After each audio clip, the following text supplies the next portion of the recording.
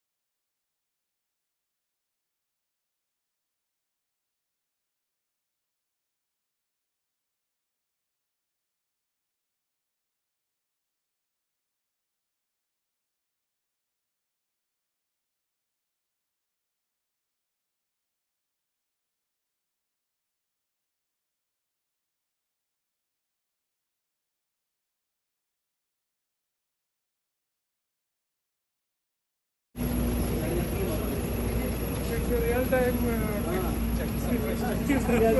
yes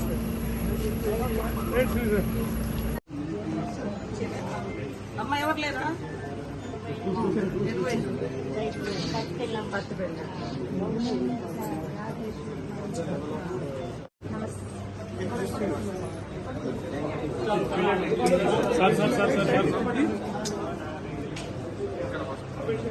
This is anti-vaccine course.